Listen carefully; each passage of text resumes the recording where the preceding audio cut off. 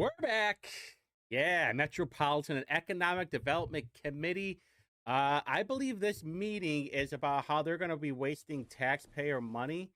Let's see, authorize the issuance of taxable economic development lease rental revenue bonds. Yeah, the Old City Hall. Oh, okay. So this is Old City Hall. This is kind of funny because this is like bum heaven right now. It's very interesting. I was over there. When was I? Like probably in the fall, late summer, early fall. And there's like shit all over the place. They have it all caged off, and it's gonna be by TWG allegedly. I don't know if this is what they're going to talk about. And by the way, I know some of you out there are thinking that I watch these before I do this video. Not so much the case, especially now with me following the State House stuff. And don't forget, make sure you're following Indy Reporter, okay? We're doing some great stuff over there. Make sure you're following Indy Reporter right now, okay? We're doing amazing things. People are hopping on and giving really good stories and giving all of us a heads up of what's going on right now. It's pretty cool. Got one from Broad Ripple. We're doing some research on gang right now. It looks like to be a giant money laundering op. So anyway, while this is playing, I did hear something though. I heard Maggie Lewis when I was testing the audio. But I think Maggie Lewis and Leroy Robinson are doing a little bit of flirting at the beginning. Hold on real quick. Look.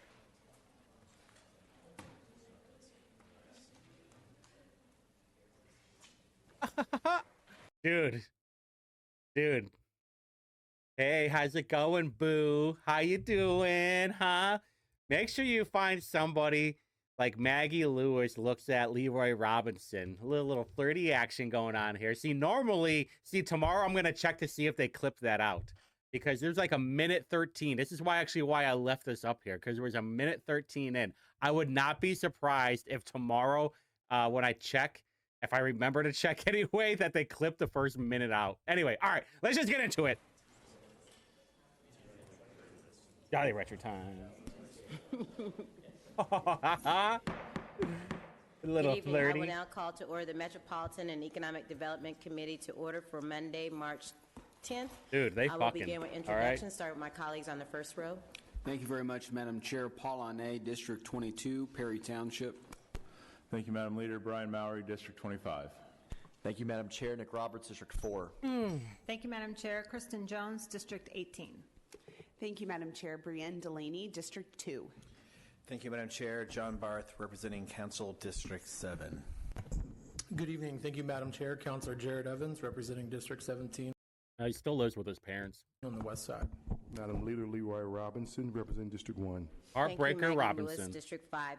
We have one item on our agenda this evening. Usually we don't meet for one item, but this is a pretty big project that's coming before our city, so I thought it was important that we go ahead and have this committee hearing for proposal number 76. Proposal number 76 authorizes the issuance of the City of Indianapolis, Indiana taxable economic development lease rental revenue bonds, Old City Hall reuse project, and execution of a lease.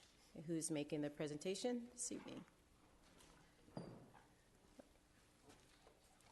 Got the director of Metropolitan. Thank you, Chair Lewis, and members of the committee. My name is Megan Vukasic. I'm the director for the Department of Metropolitan Development. There we go. I'm here to introduce the project. So in October of 2022, DMD issued a request for proposals for redevelopment of the surface parking lot next to Old City Hall. The request came as a part of Mayor Joe Hogsett's downtown resiliency strategy, which is aimed at enhancing downtown as a livable, vibrant area. Okay. The city was looking for proposals focused on adding density, commercial activity, and street-level engagement.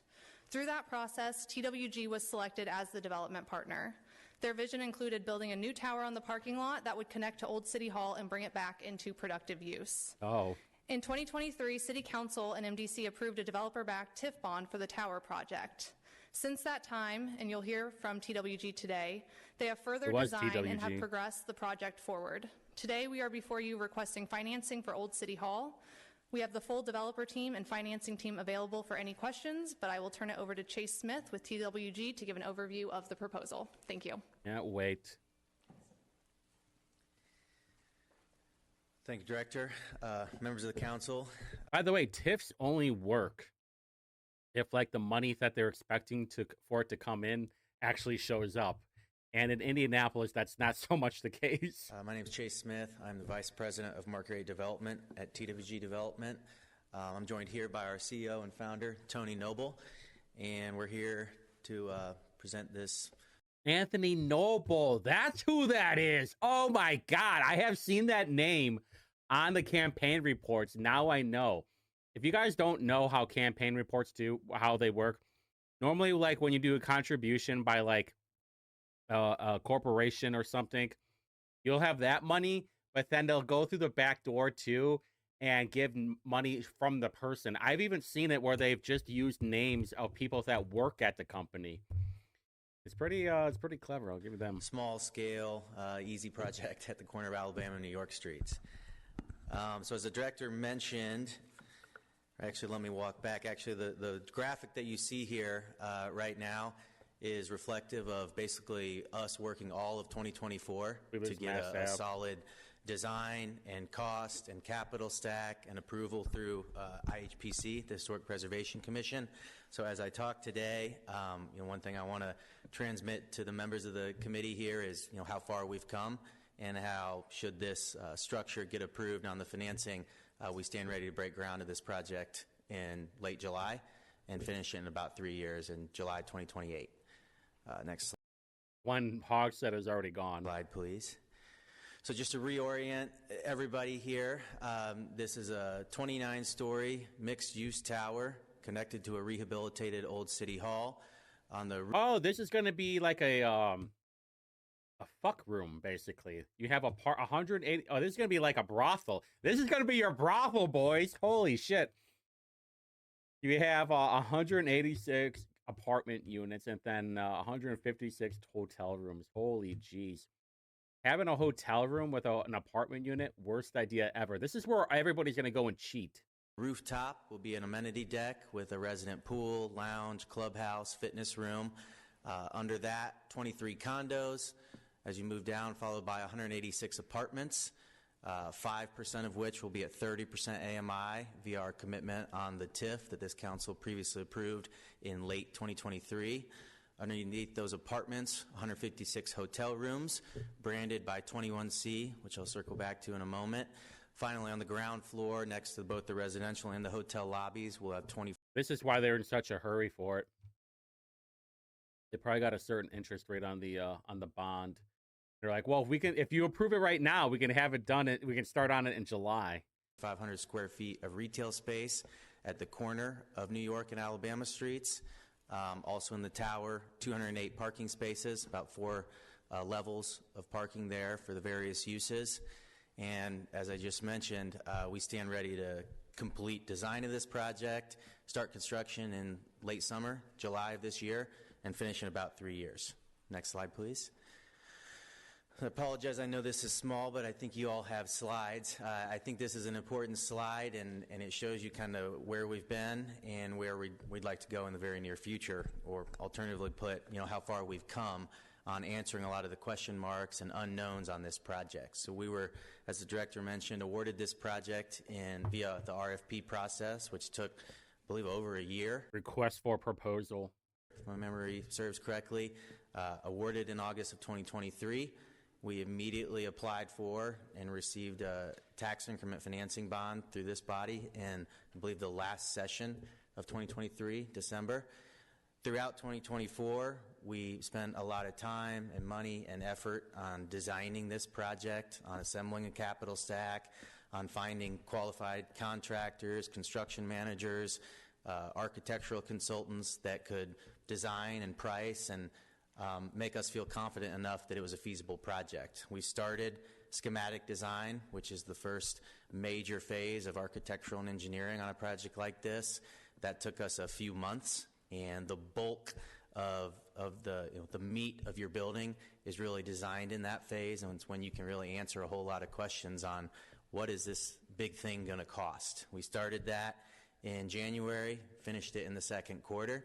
At that same time, we engaged Meyer Najum here locally in a construction manager capacity, as well as Power Construction out of Chicago. They've built some of the tallest towers in Chicago, including One Chicago, which is 77 stories. I won't say Chicago again, I promise.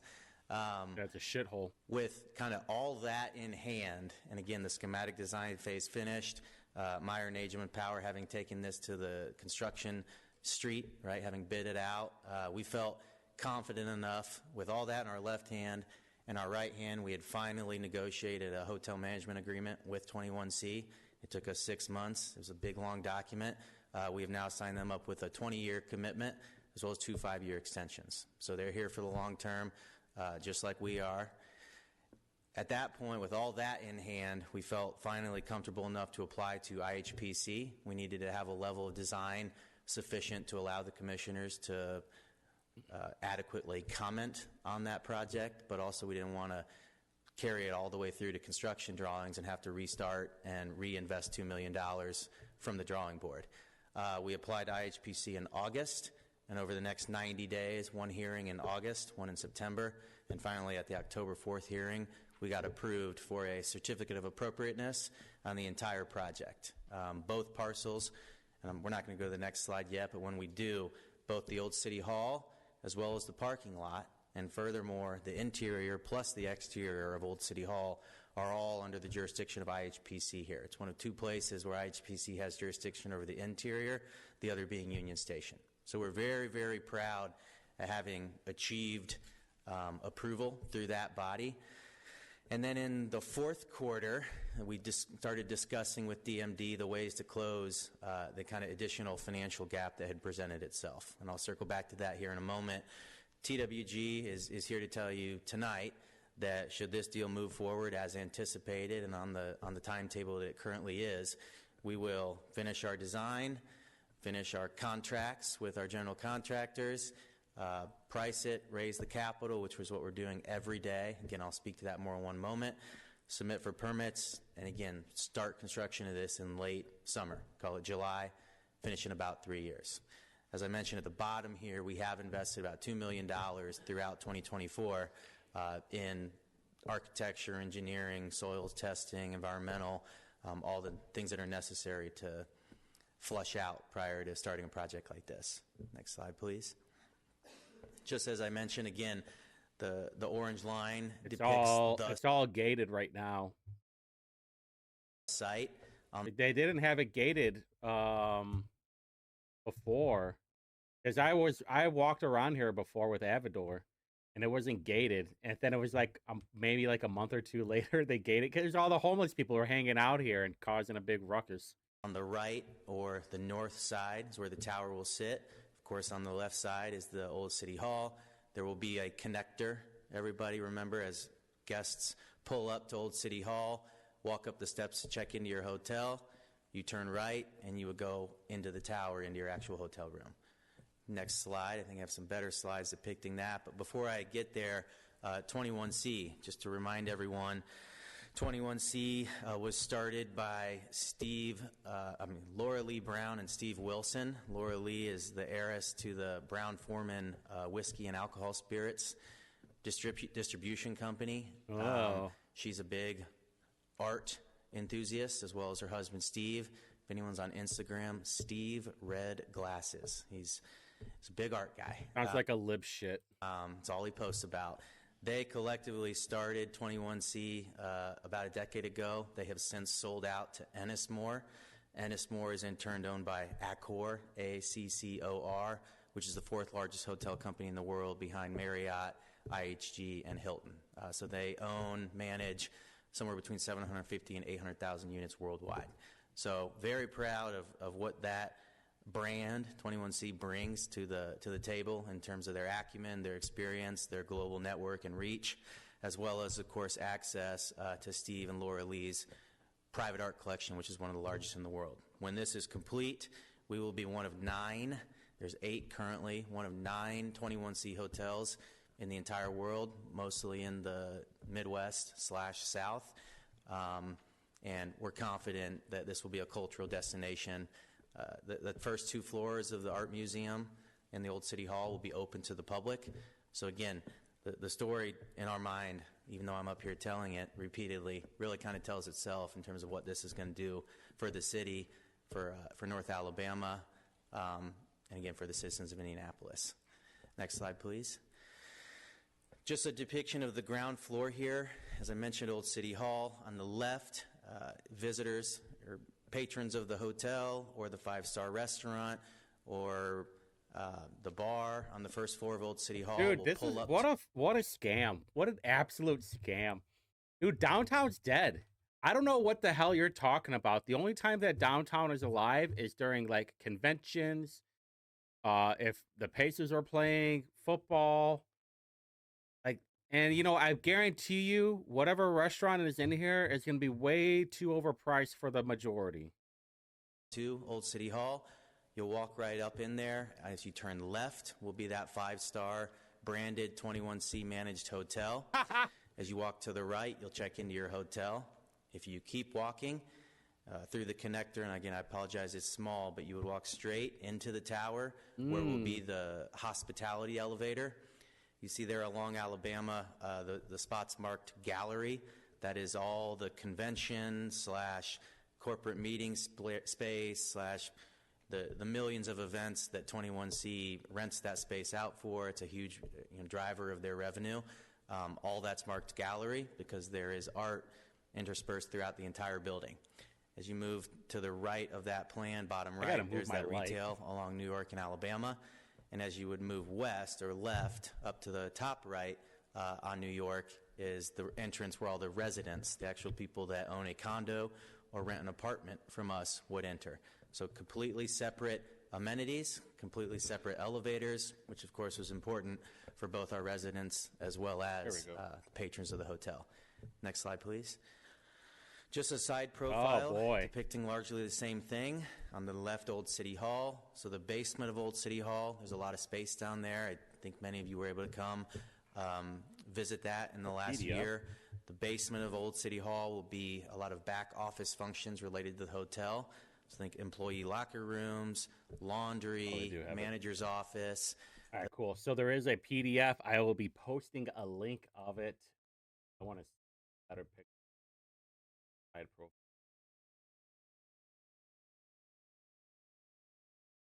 All right, where's the orgy room at? That's what I want to know.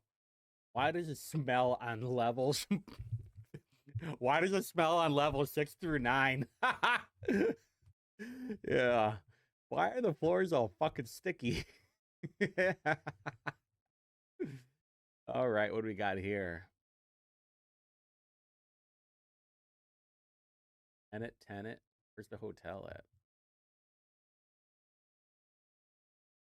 Anyway, if you guys want to take a deeper look into it.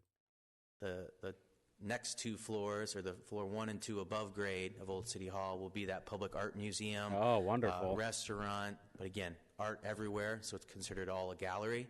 The top 2 floors will be private office space that we're looking to lease right now, talking to potential tenants. On the right, you can see the one-story connector. That will be the only exterior real change to Old City Hall. There's Of course, there's the hotel and residential. All the windows will come back that are currently blocked up, but we will install an entryway or a door, an entrance, or an exit more accurately, to Old City Hall, where again, as I mentioned, you can walk in, turn to the right, into the tower. You can see on the tower there, first floor gallery, retail. This is interesting. They have, let's see. When you go to condominium, it goes to 11-foot, almost 12-foot ceiling. And then when you're in residential, except for 23, you'll get under 10. Very interesting.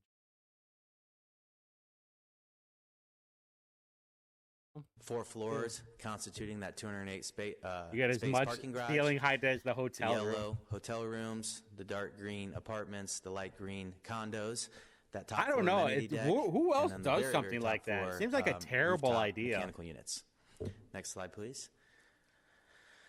These are renderings of the approved design via IHPC on October 4th of last year. So you can see on the top right there, as I mentioned, Old City Hall, The only real difference on the Oh, so exterior they're- will be oh, us okay. bringing back all that natural light via new or redone windows. So they're keeping the actual city hall and just building right next to it. Oh, okay. That's what didn't make any sense to me. There we go. So they'll just build it. Boy, what a terrible idea. How much is this going to cost? A lot? That are currently blocked up. On the left here, again, this is lifted directly from the IHPC packet that was approved. This design is set, and it cannot change again without going back to IHPC. I can assure you we do not want to do that. And so an enduring theme of my presentation tonight is what have we been doing? What questions have we been answering? What risks have we been mitigating? And I think our design has solidified. That has allowed our cost to solidify. You're missing all the bums, my man. Hey, where's all the homeless people? I don't think that you're going to have random people walking. Yeah, you think they're like regular pedestrians are going to be walking around here? Yeah, I don't think so, bud. You know, this makes me want to walk over there now. I'm going to hang out over here when it gets warmer out. Solidify. Our team has solidified, even as financial markets or construction markets have gotten harder. Next slide, please. Oh, there we go. I know nobody in the audience can see this one, but I hope the counselors can. On the left side is our project sources. And so starting from the top there, we have the TIF that, again, was approved by this body in 2023. Thank you. I'm going to skip the next one and come right back to it. Redevelopment $250 million. It'll be more than that. Tax credits and LEI, Lilly Endowment Initiative funds, are two sources of state funding via the state of Indiana that we've been granted via redevelopment tax credits in 2023. We have the TIF that, again, was approved by this body in 2023. Thank you. I'm going to skip the next one and come right back to it. Redevelopment tax credits and LEI, Lilly Endowment Initiative funds, are two sources of state funding via the state of Indiana that we've been granted via an application process and really a year-long endeavor with them as well. Very, very grateful and appreciative of those two awards that have really allowed us to, again, start plugging the gaps in the capital stack along the way.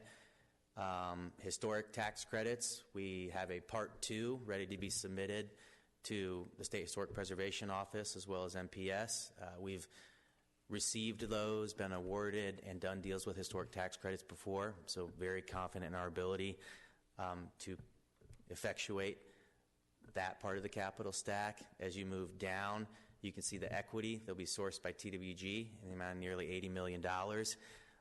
That is an amount of money via both the equity and the debt that we're very familiar and comfortable sourcing from the private equity markets, private equity or debt. I can tell you, Tony and I are having discussions every single day. We're taking packages out with the institutional players that would come to the table with amounts of capital like that. And completing this structure is a big part of being able to actually sign people like that up.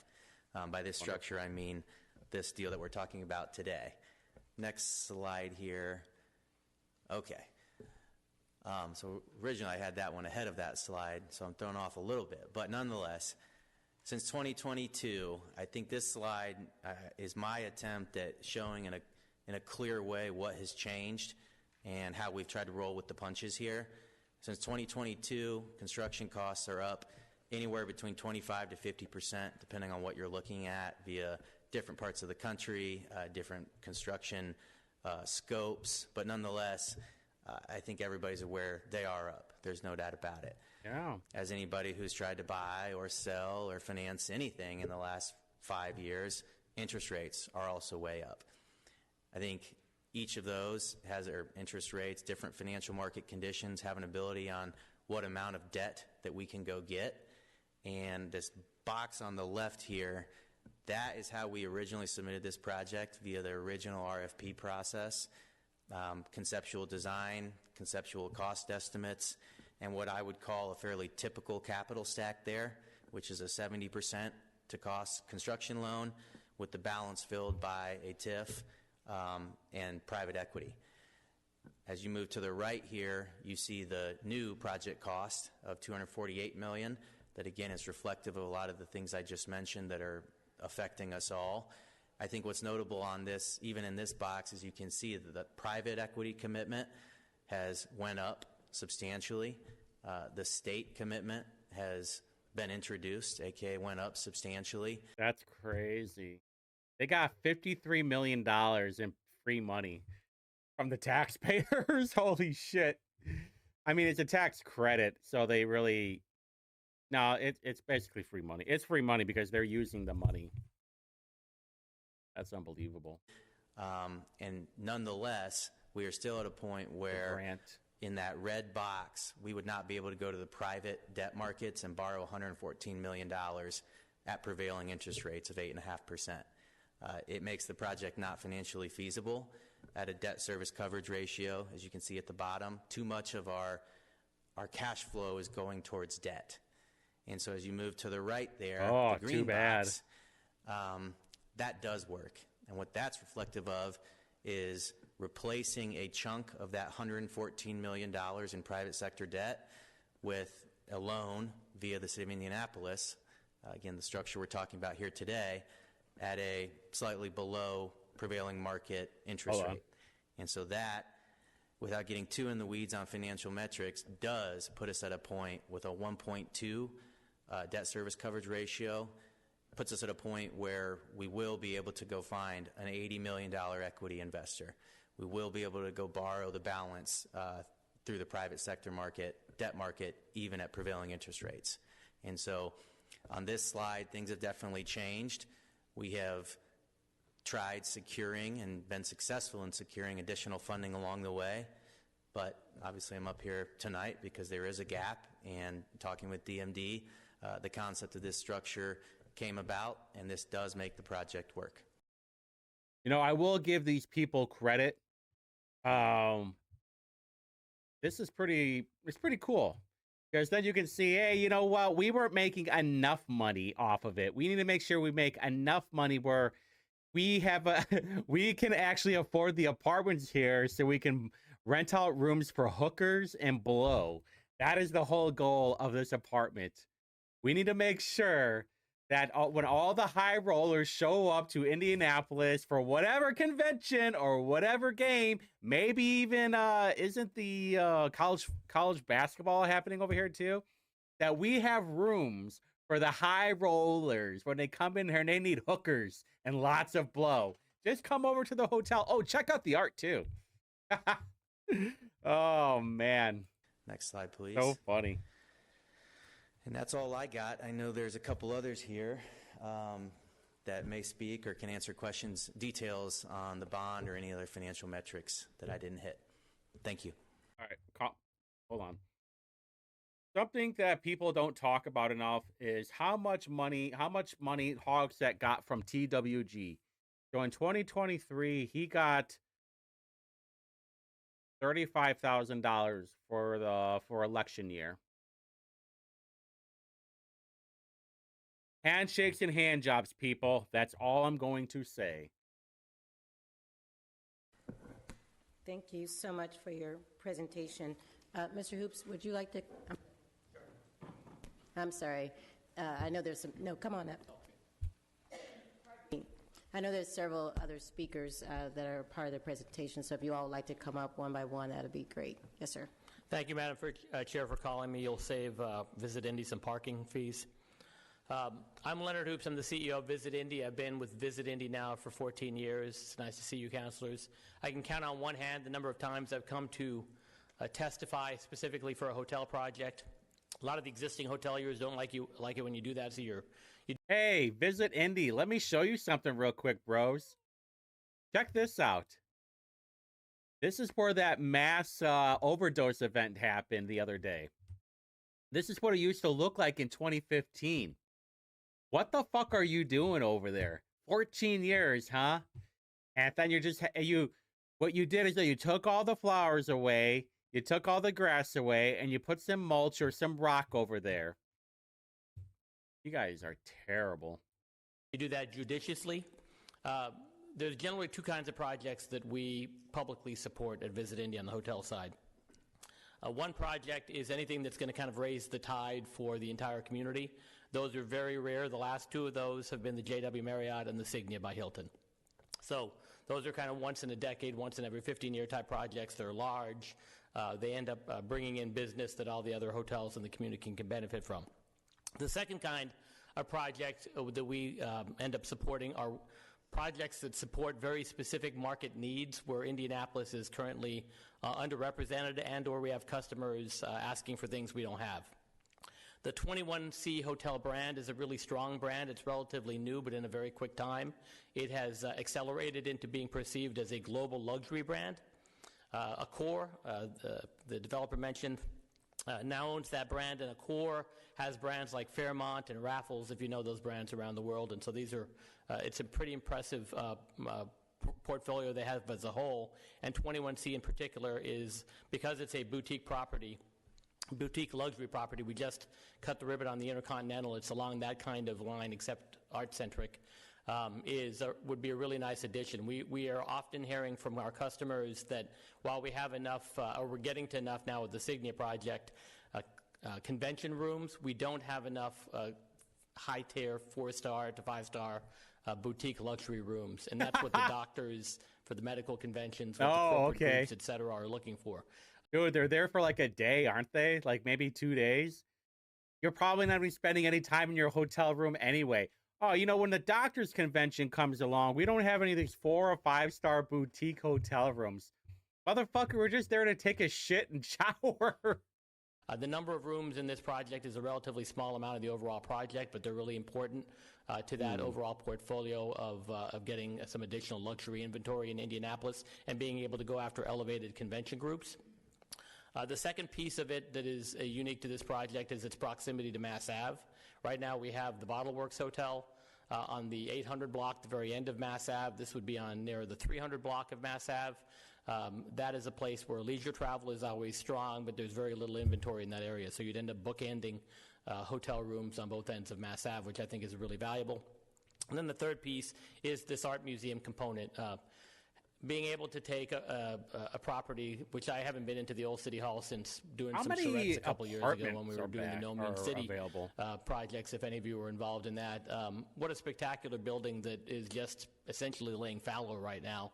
And hard to find a better project than what the developers are proposing for this project with the 21C hotel concept, turning that into a 2-story museum. I have no doubt that will be an extremely popular event area to be rented out by convention groups. You know, we had the National Truck Equipment Association in. It would be very likely to have some of their major exhibitors, as an example, last week using that for receptions for major exhibitors, things like that. And so I think having a kind of a triple benefit to this project, having the fact that it fills this luxury boutique market that we don't have enough of right now. We're still probably 1,000 rooms short of where we need to be in that particular sector. What? Having the fact that it's really close to Mass Ave and having the fact that it's doubles as a great art museum and event center is really a benefit to Indianapolis. So there's not enough rooms for whores is what he's saying. We need these blue chip whores to come by, and we need to do blow off of buttholes. All right, so check this out on Zillow. This one's got, 40 units right here. I saw one for 39 right here. 32 over here. 25. Mass Ave, 13, 11. 19 units over here. Which one is that? I want to see that one. Are you kidding me? Holy shit, a 2-bedroom, 2-bath is like $2,000 a month. Get the fuck out of here with that. Are you crazy? You know how much my mortgage is? You know, I got bumped up this year, but you know, it's normally like $550. Now it's like $750. Don't you worry. I'm going to get that money back. 56 units. Are you kidding me? Is this the new one? Hold on. There's a new, no, that's right off. Yeah, I know where that one is. That's where Bougie's at. Isn't that where Bougie's at? Yeah, 50, wait a minute. Is that 56 available units? Hold on. Am I wrong on this? There's 56 available? Or just how many there are? 3 units available, 1 unit. Okay, all right. That's where I got confused. Well, no, actually, nope. I don't think I'm wrong on this. I don't think I'm wrong on it. Nope. So don't fucking tell me, like, oh, we need all this. I wonder what about hotels. All right, well, you keep talking. Thank you.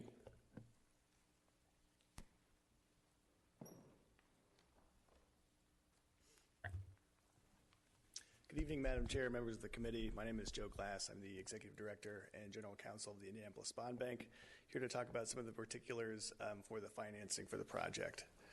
So first of all, to introduce our financing team, we have Crow, our municipal advisor, Faegre Drinker, our bond counsel, and the Bank of America will be underwriter for this transaction.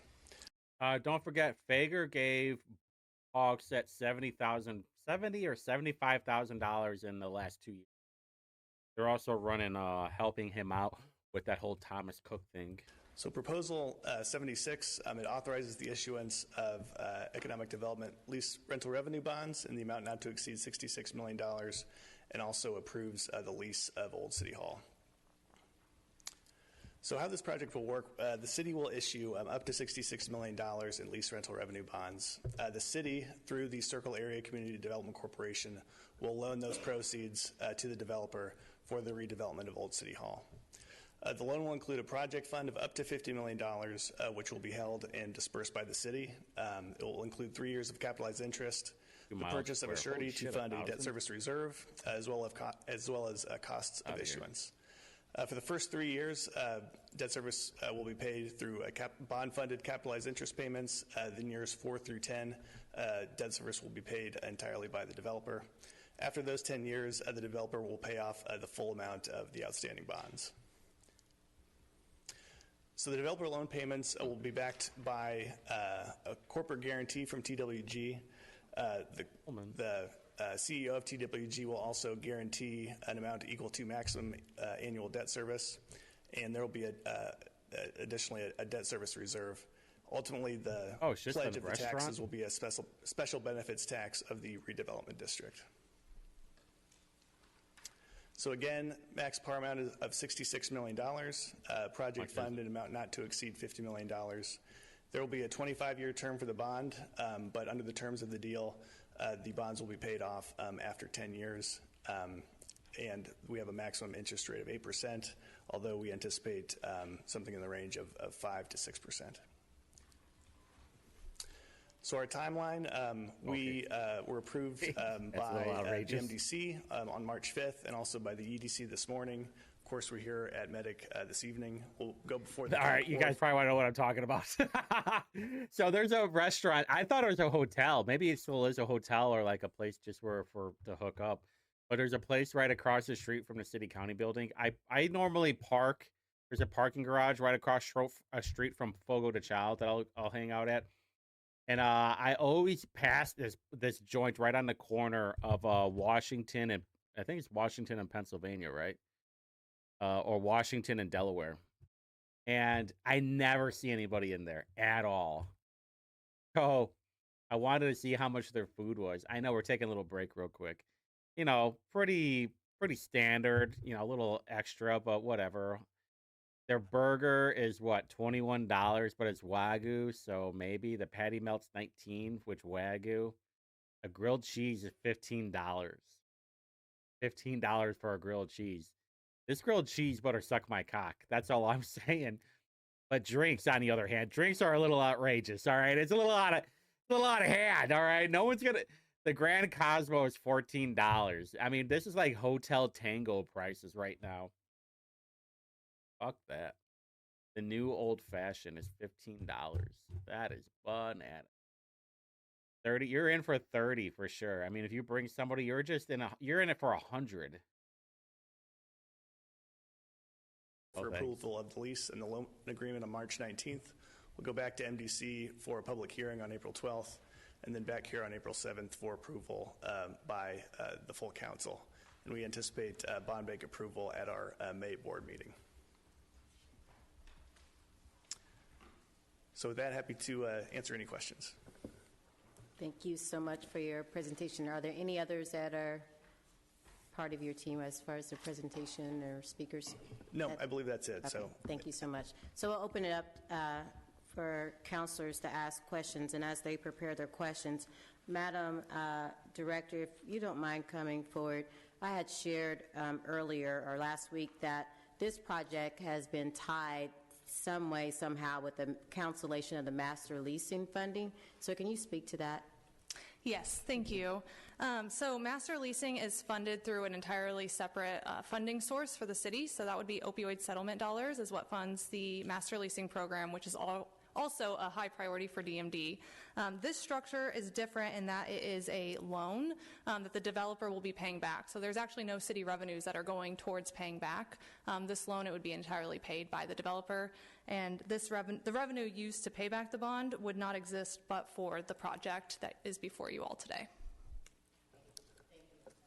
You're welcome. Questions from Councilor Barth. Thank you, Madam Chair. I'm not sure who to direct it to, but there's a couple questions. One is, am I right in that a previous version I saw of this deck had the loan at 45.5 and this new version is at 50 million? You are correct, Counselor. I think the final, that's why you keep seeing not to exceed on both the bond par as well as the project fund. And so I did have 45.5 in there, and in consultation with the city, we decided to show that not to exceed amount. I think where those numbers ultimately settle will be based on the city's financial consultants as well as the bond banks. So, my bad. Okay, thank you. And then I'm not understanding, and maybe Director Vukovic, I think this came from your memo.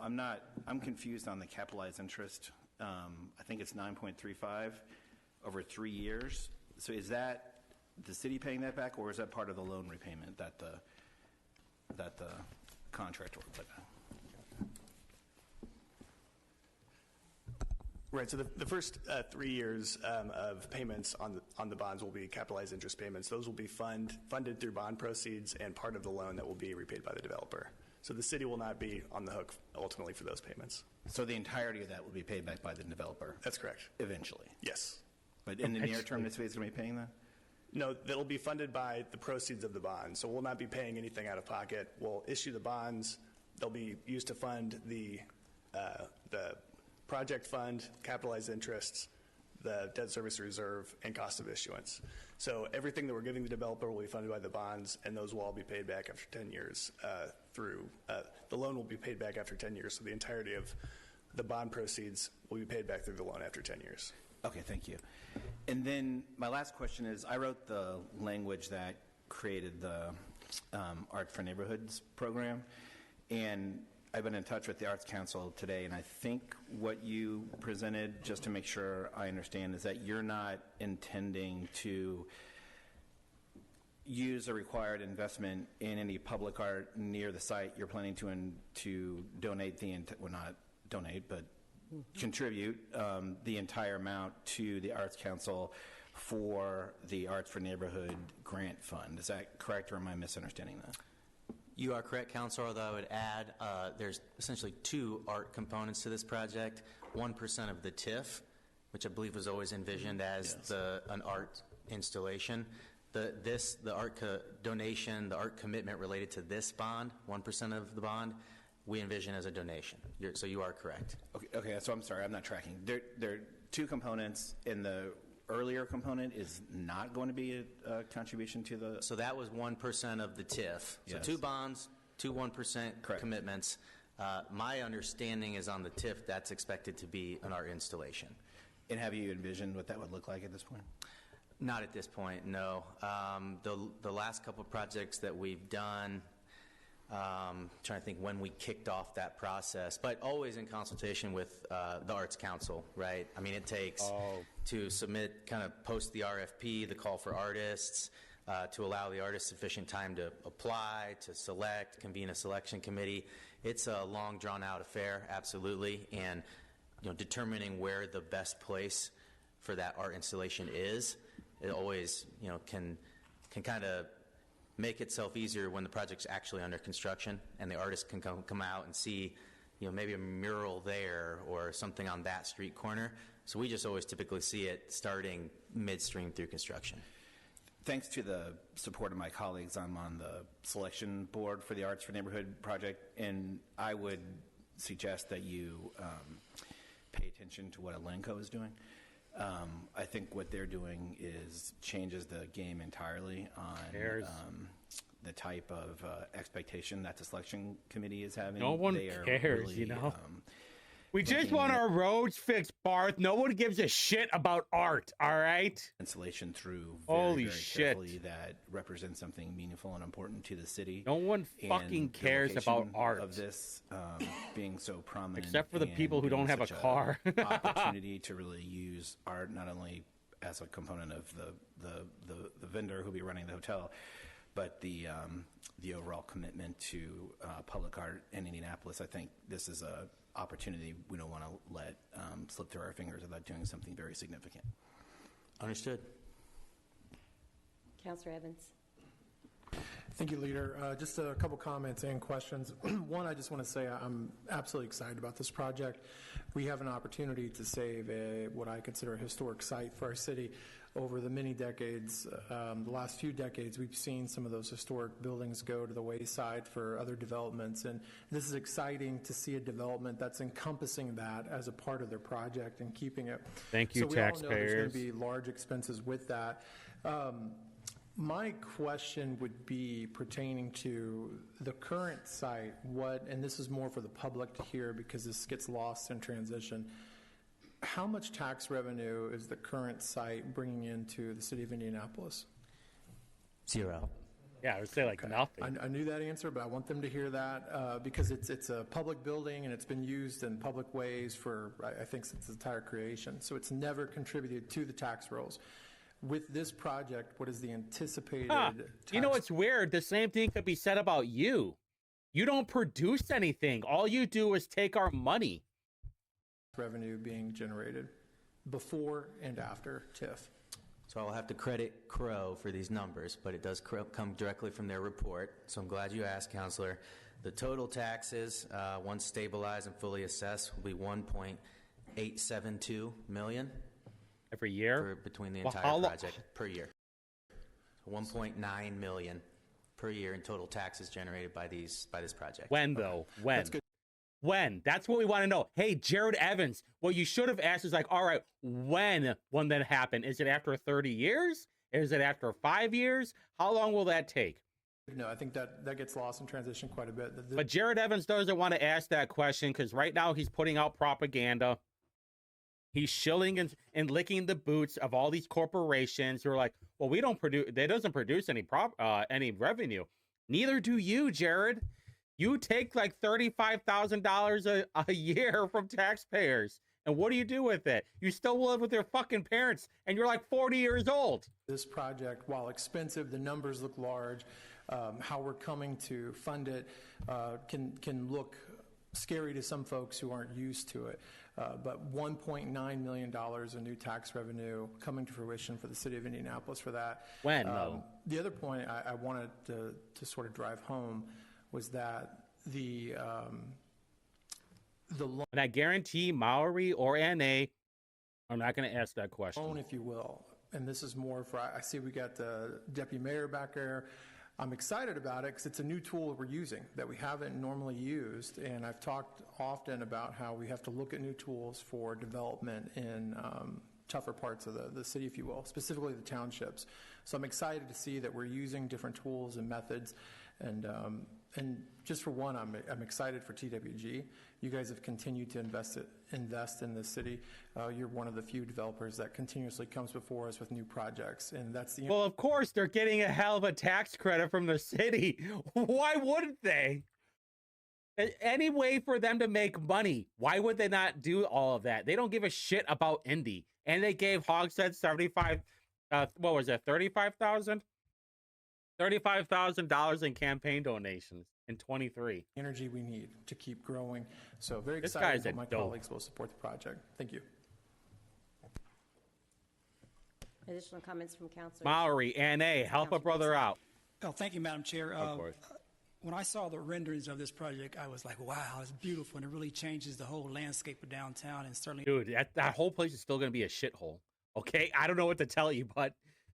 as to the convention business. I'll be right. As well as the arts, and so I'm very excited to support it.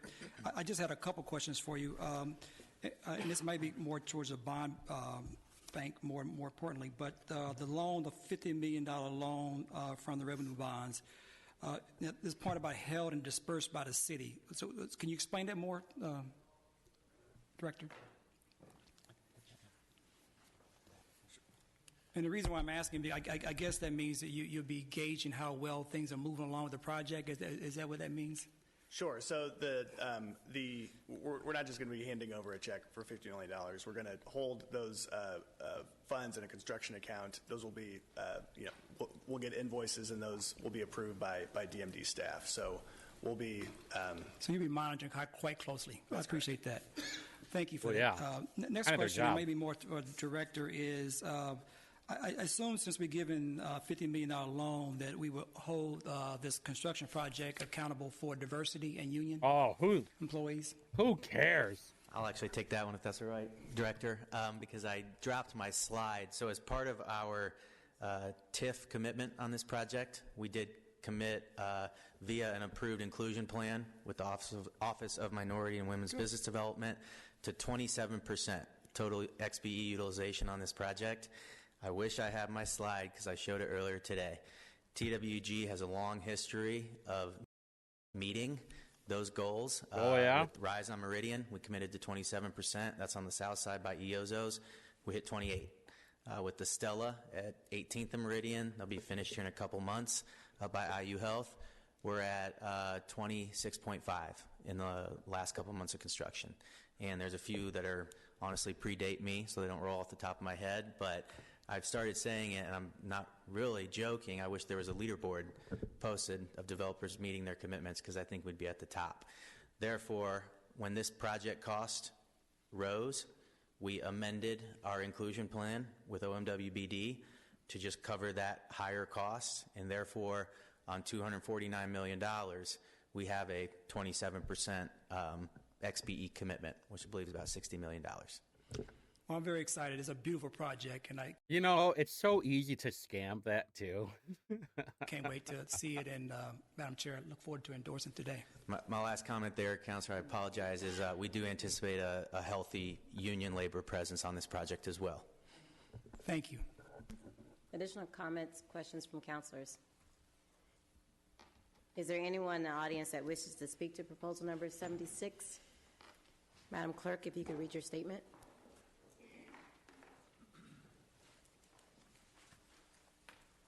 This guy.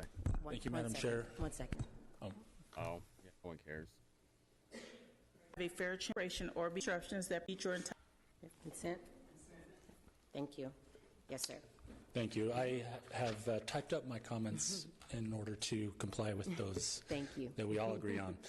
And my name is TK, co-founder of Allies for Humanity. We stand before you today to address the proposed $66 million loan to TWG Development for the Old City Hall project. Oh, yeah. In November 2023, we stood here and expressed concerns about the displacement of our neighbors experiencing homelessness due to the fencing off of the 222 North Alabama Street site, a location previously serving as a safe serve distribution point. I remember that. Unfortunately, this site remains vacant today, offering no community benefit, much like Old City Hall, unoccupied since 2007.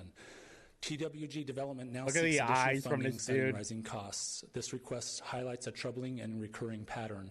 Elected officials have repeatedly faced difficult second financial decisions about TWG projects after initial approval, often feeling pressured by subsequent large financial requests necessary for project continuation. For instance, TWG sought a substantial $6.4 million tax abatement for their project near Lucas Oil Stadium after initial approvals. Additional examples of this pattern have been detailed in handouts that we can provide you. These patterns impose unforeseen burdens on taxpayers and divert essential resources from more critical community needs. Senator Fatty Quadora recently emphasized in a mid-session town hall meeting that I attended last week, quote, "Your budget is a reflection of your values. Do not corner us into this argument that we can't afford health care, education, and basic services when we have a $2.7 billion surplus," close quote. And we recognize that the surplus he's referring to is at the state level. That being said, we echo this powerful insight tonight. Your budget is a reflection of your values. The city's current budget clearly prioritizes public safety, infrastructure, and downtown aesthetics, important areas indeed, but falls short in meaningfully addressing fundamental human needs such as sustainable housing and essential services. Allocating $66 million toward a luxury hotel and art museum, we already have a beautiful art museum, does not reflect values of empathy, community care, or genuine investment in long-term housing solutions. Instead, it reinforces a cycle of cleaning up the streets, primarily for visitors and conventions, effectively treating people as problems to conceal rather than community members to compassionately support. Pardon me, sir. Your 2 minutes. Thank you. Can I leave these with you all? Yep, please. Yep, we give them, Madam Clerk. Thank you so much. Additional comments from anyone in the audience regarding proposal number 76? Additional comments from councilors? Councilor Barth. Thank you, Madam Chair. I appreciate TK's comments. Just in the broadest possible sense, I will say I do support this project. Old City Hall has sat vacant far too long for far too many mayors trying to figure out what to do. I think this is a good project and it's the right way to go. I wish we weren't facing this particular situation. I do think there's a reasonable and thoughtful point to be made that we spend a huge amount of time downtown, and there's a lot of economic development opportunities in other parts of the city. For me in particular, I'm concerned about Broad Ripple. I appreciate the mayor's chief staff and others have committed to meet with me and leaders in Broad Ripple soon to start thinking about how we can work to address vacant storefronts, and in particular our one long-standing largely vacant strip along there. But why is it vacant, huh? Maybe because Broad Ripple has turned into a shithole? This project, while it needs to happen, I do think we need to open the aperture and look more strongly and more forcefully and with much more discipline in other parts of the city too. Thanks. Mm-hmm. Additional comments from councilors? I'm sorry, Councilor Evans. Thank you. I just wanted to say I second everything that Chairman Barth just said. But I also think, too, for the public's viewing of this, this is not the 1990s and 2000s any longer. I used to be one of those city councilors when I first came on that was pretty almost anti-developer, if you will, because you were getting frustrated seeing city tools go to work for them and some of our communities. But having worked for development community or development developer for a few years, I got one foot in and learned that the processes with which this happens is extremely difficult, and we're not appropriating any tax dollars. So I want that to be very clear for anyone watching TV. You're just giving them a tax just a credit. matter of us giving a tool to help a developer complete a project, which is going to add tax revenue to the base. When, though? To be used for other services that otherwise would not happen without the tool. So that has we need the tool. So like Jared Evans, I know he's watching these videos too, fat boy. So here, you know, I'll let you finish it, then I'll mog you after you're done. I'll debunk you.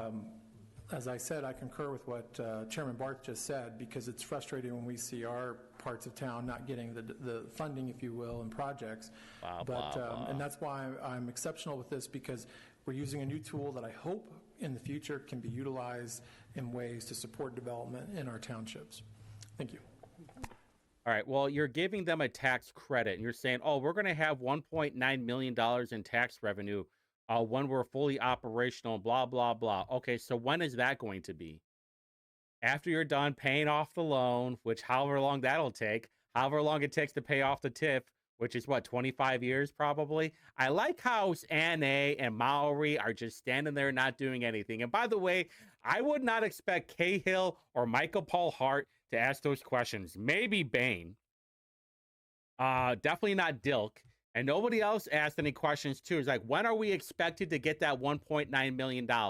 Will it be in 5 years? Will it be in 30 years? And all Jared Evans is doing is, hey, we're not really spending any taxpayer money. We're not taking tax dollars and giving it to them. No, you're giving them tax credits, which is basically the same thing.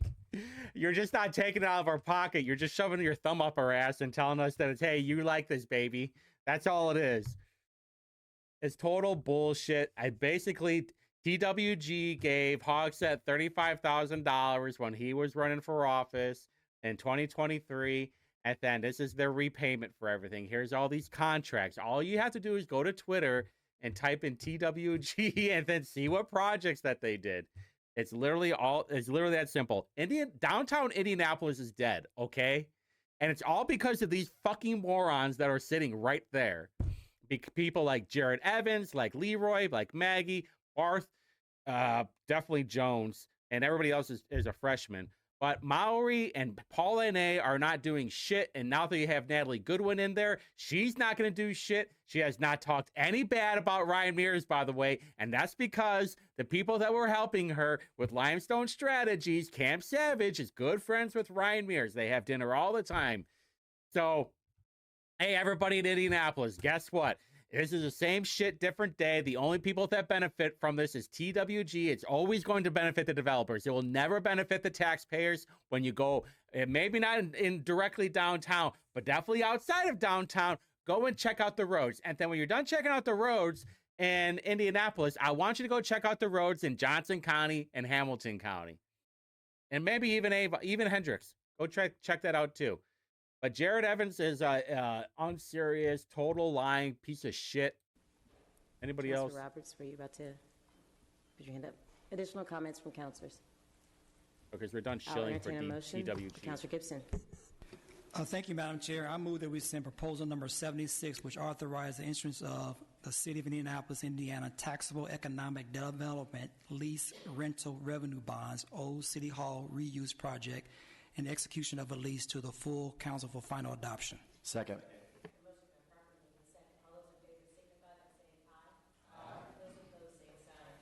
Didn't have her microphone on, but that's fine. Thank you.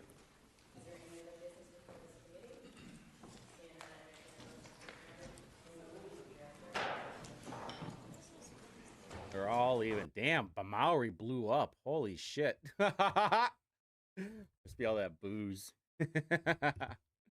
Dude, I'm older than all these people, and I look way healthier than all of them.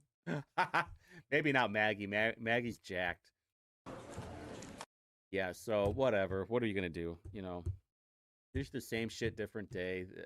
Let's go build another hotel that nobody's gonna stay at. Awesome. Okay, why? Because we have some dickhead that makes a lot of money, and he's like, you know what, honey, we should stay at a 4 or 5 star boutique hotel.